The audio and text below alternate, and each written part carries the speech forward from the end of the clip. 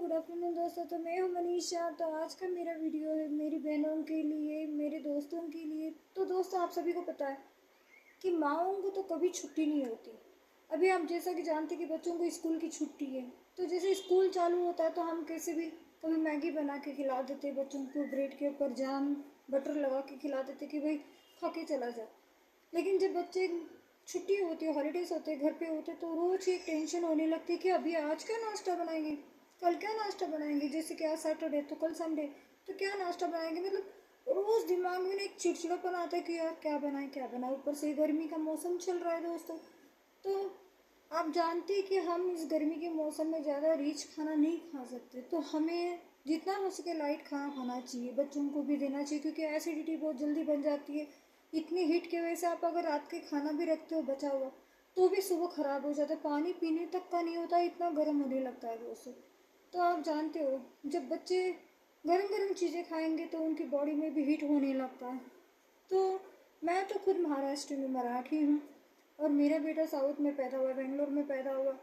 तो उसका कैसा है ना दोस्तों, उसको हमेशा से ना डोसा, इडली, सांभर ये सब चलता है। कभी उसको मैगी, कभी नूडल्स वगैरह सब चलता है। बच्चों को ज़्यादा नूडल्स भी नहीं खिलाना चाहिए, जैसे हम लोग सभी जानते हैं, क्योंकि वो हज़म नहीं होना चाहते बच्चों को। और कहीं ना कहीं बाहर के प्रोडक्ट्स हम लोग खिलाते रहते तो बच्चे बहुत फैटी हो जाते। तो माएँ जो होती है ना, बहुत सोचती है बच्चों के लिए, अपने परिवार के लिए सोचती है कि नहीं हमारे बच्चे की तबीयत ख़राब ना हो जाए। लेकिन बच्चे कहाँ सुनते, बच्चे जाएंगे बाहर बर्गर खाएंगे, पिज़्ज़ा खाएंगे, ये करेंगे वो करेंगे। लेकिन वो सब हम घर में भी बना सकते हैं, हम घर में भी बना सकते हैं। लेकिन ये इसी गर्मी में अगर आप बनाओगे तो भी वो सही नहीं है दोस्तों। तो जितना हो सके लाइट खाना बनाइए, बच्चों को खिलाइए, क्योंकि ये जो गर्मी बहुत डेंजरस गिर रही है, बहुत ही ज़्यादा गिर रही है, बहुत लोगों की तबीयत ख़राब हो रही है।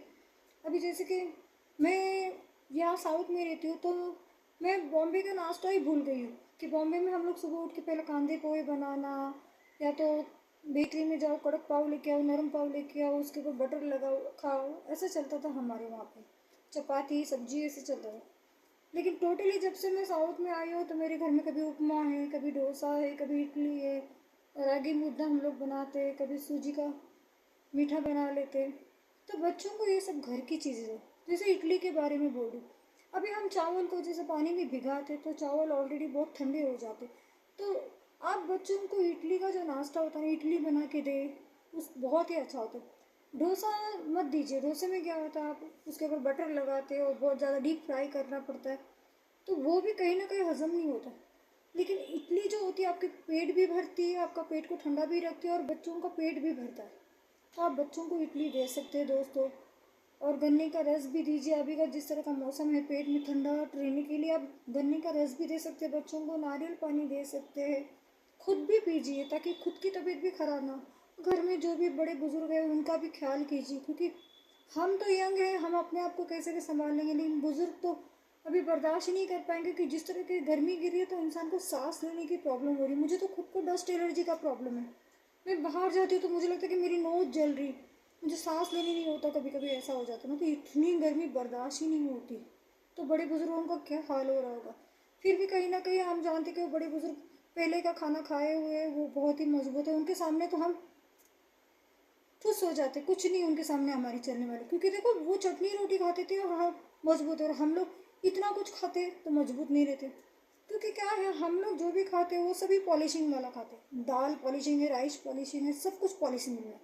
अभी अभी के दौर में आप कुछ भी प्योर ढूंढने जाओ तो बहुत ही मुश्किल है, 10 जगह ढूंढना पड़ेगा कौन सी चीज़ कैसी है। तो जो भी अभी जो गर्मी में चल रहा है, जो भी अपने बच्चों की सेफ्टी, सब आपके हाथ में, आप फैमिली के हाथ में है कि आप अपने बच्चों को कैसे खिलाएंगे। ना कि बाहर के पकोड़े वड़ा पाव ये सब खिलाओ, क्योंकि क्या है वो तेल में डीप फ्राई होते रहते। तो गर्मी में जितना भी है ना आप खाओगे ना, वो हज़म ही नहीं होता है, यहाँ आके फंसने लगता है, यहाँ जलन होने लगती है, आप सभी को पता होगा। फिर उसके लिए एक मेडिसिन खाओ। तो उससे अच्छा है कि वो सब चीज़ों को आप घर में बनाइए। बच्चों को आलू उबाल के दीजिए, उसके बाद थोड़ा ब्लैक सॉल्ट डाल दीजिए, बच्चे अच्छे से खाएंगे। या तो पतली पतली चपाती बना दीजिए। कोकोनट मिल्क की आप करी बना सकते हैं गरम गरम राइस के साथ खाने के लिए, वो बच्चों के लिए बहुत अच्छा होगा। विटामिन भी मिल जाएगा और बच्चों की सेहत भी बहुत अच्छी रहेगी। जैसे कि मैंने नाश्ते में इडली बोला, इडली बहुत ही अच्छा है।